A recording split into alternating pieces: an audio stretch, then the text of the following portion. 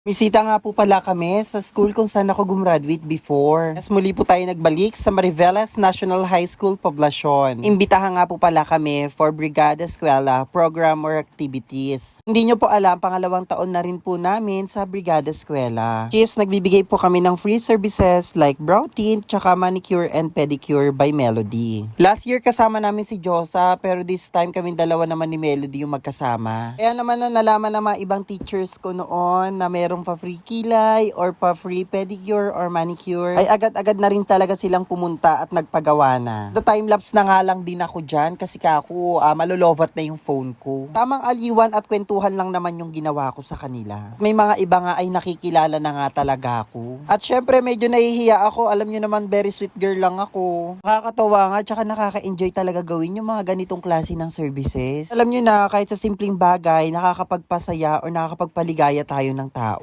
Nakakatuwa nga ay nakikipagkwentuhan din talaga sila sa akin. Kaya naman shout out kay Madam Evelyn. Yes, kay Ma'am Evelyn Raquel. Special mention talaga si Madam. Kasi super doubt talaga siya sa aking skills and capability. Yung super observe muna siya bago siya magpakilay sa akin. Nga daw baka daw kasi maging angry bird. Sabi ko hindi angry bird, flappy bird po. Ano naman yung nakita niyang medyo nagagandahan na ang kanyang mga co-teachers at lakado ang kilay. Eh napagdesisyon na niya din talaga magpakilay sa akin. At syempre shout out din kay Ma'am Miguel. Super laro nga ako kay Ma'am Miguel. Sabi ko, I'm your former student. Sabi niya, hindi niya daw talaga ako matandaan. Eh, paano niya naman ako makikilala? Eh, hindi niya naman din talaga ako naging estudyante. Pero kilalang kilala ko yung mga naging estudyante niya noon. Kaya nagulat na lang siya dahil kilala ko talaga yung mga naging estudyante niya. Sabi ko kasi, medyo sweet girl at tahimik lang ako noon kaya hindi mo talaga ako matatandaan, madam. Tsaka maganda na ako ngayon. Ito nga si sir, nakatingin sa akin at kilalang kilala niya nga daw ako dahil napapanood niya nga daw yung mga simple vlog ko. Yung mga tutorial video kong ginagawa. Yun na yung ganda ni Melody talaga pinipilahan. Kasi kakaiba talaga maglinis ng kuko si Melody. Yung tipong 3 daliri na lang yung natitira mo. Hindi mo pa rin nararamdaman yung sakit or hapdi. Syempre, charing lang yon, magaan talaga yung kamay niyan, kaya inuulit-ulitan at binabalik-balikan talaga yan si Melody. Higit sa lahat, pinipilahan. Kaya naman pagkatapos namin maglinisan at magkilayan, beta na kami ni Ma'am Luz at ni Ma'am Rose. Dahil alam nyo na, pinaghandaan nila kami. Char! Ewan ko ba dito kay Ma'am Luz, masyado talagang special treatment ang binibigay palagi sa amin every time na nagbibrigada kami. Umabas pa talaga yan si Ma'am Luz para may mabiling inumin namin. Ba talaga magmahal at magmalasakit si Ma'am Luz. Nakakatawa nga kasi si Ma'am Luz, special treatment talaga ako dyan palagi. Ito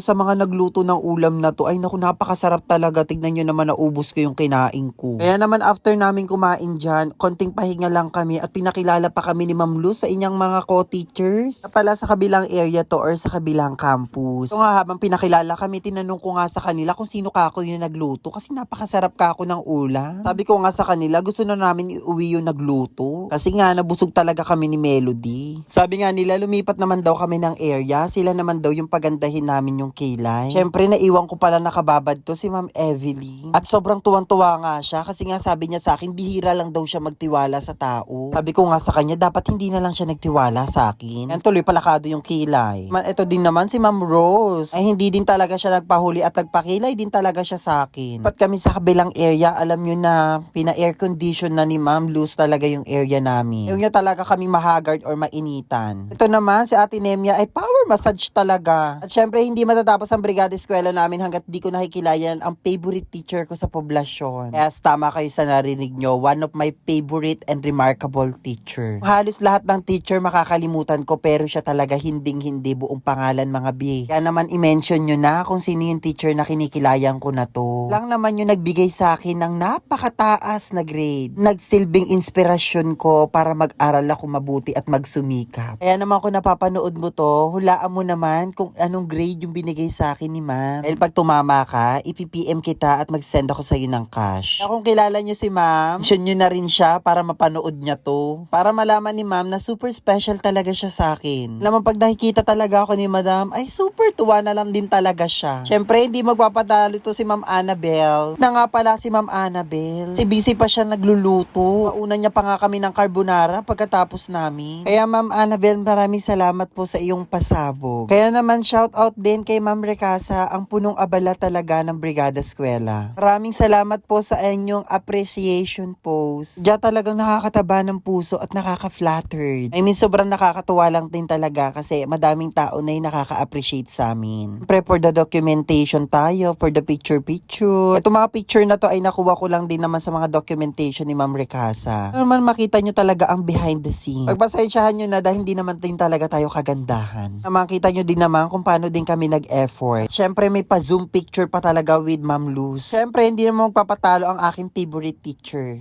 At siyempre, si Ma'am Annabel na masarap magluto. Pero ito na yung inaabangan ng lahat. Ang awarding of certificates. Hindi pa nga namin nauwi yung certificates kasi nga wala pang pirma ng school principal. Di ko ka nga kila ma'am kahit okay lang kahit wala ng pirma. Ako na lang kako yung pipirma pero char-char lang yun. Kaya naman pagkatapos niyan umuwi na rin kami. Syempre thank you so much Mariveles National High School Poblacion for inviting us to be part of your Brigada Eskwela program or activities. Thank you so much and God bless us all.